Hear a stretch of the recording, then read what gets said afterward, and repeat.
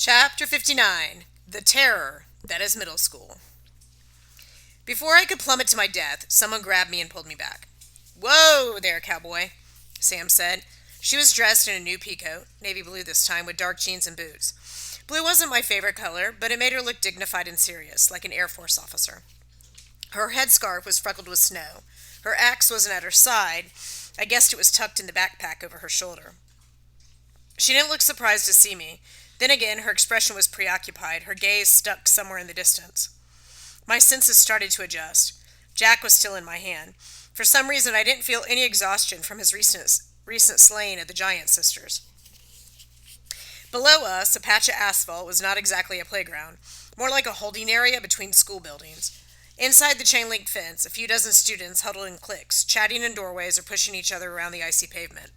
They looked like seventh graders, though it was hard to be sure with everybody in their dark winter coats. I wheeled my sword back into pennant form and I returned it to its chain. I figured I shouldn't be walking around the roof of a school with a broadsword. "Where are we?" I asked Sam. "My old stomping ground." Her voice had a bitter edge. "Malcolm X Middle School." I tried to imagine Sam down in that courtyard, mingling with those cliques of girls, her headscarf the only splash of color in the crowd. "Why did Thor send you back to middle school?" I asked. "That seems especially cruel." She smirked. "He actually transported me home. I appeared in my bedroom, just in time for Jid and Bibby to barge in and demand where I've been. That conversation was worse than middle school." My heart sank. I'd been so focused on my own problems, I'd forgotten that Sam was trying to balance a normal life on top of everything else. "What'd you tell them?" "That I'd been staying with friends. They'll assume I meant Marianne Shaw. Well, rather than three strange guys." She hugged her arms. "I told Bibby I tried to text her, which is true. She'll assume it was her fault. Bibby is hopeless with phones. Actually, Jotunheim has no reception. I try not to actually lie, but I hate misleading them. After everything they've done for me, they worry I'm going to get in trouble and turn out like my mom." "What, you mean like a successful doctor who liked to help people? Gee, that would be terrible." She gave me an eye roll. "You know what I mean, a rebel, an embarrassment. They locked me in my room, told me I was grounded until doomsday. I didn't have the heart to tell them that might be tonight." The wind picked up, spinning the old metal roof fans like pinwheels. "So how'd you sneak out?" I asked. "I didn't. I just appeared here." She gazed down in the courtyard. Maybe I needed a reminder of how it all started.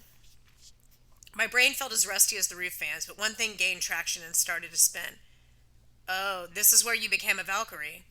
Sam nodded. "Yeah, a frost giant. He'd gotten into the school somehow. Maybe he was looking for me, maybe hunting some other demigod. He wrecked a few classrooms, caused a panic. He didn't seem to care if there was mortal casualties. The school went on lockdown. They didn't know what they were dealing with. They thought some crazy human was making a scene. They called the police, but there was no time." She slipped her hands into her coat pockets. "I taunted the giant, insulted his mom, that kind of thing. I lured him up here to the roof, and—" She looked below us. "The giant couldn't fly. He landed right there on the asphalt and shattered into a million shards of ice." She sounded strangely embarrassed. "You took on a giant single-handedly. I mean, you saved your school." "I suppose. The staff, the police, they never figured out what happened. They thought the guy must have fled the scene. In the confusion, nobody noticed what I'd done. Except Odin. After the giant died, the Allfather appeared in front of me, right where you're standing. He offered me a job as a Valkyrie, and I accepted. After my conversation with Hel, I didn't think it was possible for me to feel worse. The loss of my mom still stung as painfully as the night she died. But Sam's story made me feel bad in a different way. Sam had brought me to Valhalla. She lost her place among the Valkyries because she believed I was a hero like her. And despite all that had happened since, she didn't seem to blame me. "Do you regret it?" I asked, "taking my soul when I fell?" She laughed under her breath. "You don't get it, Magnus. I was told to bring you to Valhalla, and not by Loki, by Odin himself." My pennant started heating up against my collarbone. For an instant, I smelled warm roses and strawberries, as if I'd stepped through a pocket of summer. "Odin?" I said. "I thought he was missing, hadn't appeared since you became a Valkyrie." "He told me to say nothing," Sam shivered. "I guess I failed in that, too. The night before your fight with Surt, Odin met me outside my grandparents' house. He was disguised as a homeless guy, ratty beard, old blue coat, broad-brimmed hat. But I knew who he was, the eye patch, the voice. He told me to watch for you, and if you fought well, to bring you to Valhalla."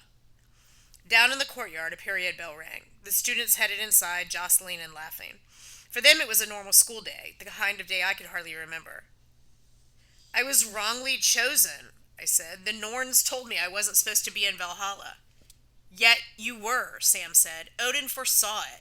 I don't know why the contradiction, but we have to finish the quest. We have to reach that island tonight. I watched the snow erase footprints in the empty yard. Soon there'd be no more trace of the students than there was of the frost giant's impact 2 years ago. I wasn't sure what to think about Odin choosing me for Valhalla. I suppose I should have felt honored. The Allfather himself thought I was important. He had chosen me, no matter what the Norns said. But if that was true, why hadn't Odin bothered to meet me in person? Loki was bound on a slab for eternity. He'd found a way to talk to me. Mimir was a severed head. He made the trip. But the Allfather, the great sorcerer who could supposedly bend reality just by speaking a rune, he couldn't find the time for a quick check-in? Hel's voice echoed in my head. Do you really belong in Valhalla, Magnus? I I just came from Bunker Hill, I told Sam. Hel offered me a reunion with my mother. I managed to tell the story. Samira reached out as if to touch my arm, then apparently changed her mind. Ugh, I am so sorry, Magnus. But Hel lies. You can't trust her.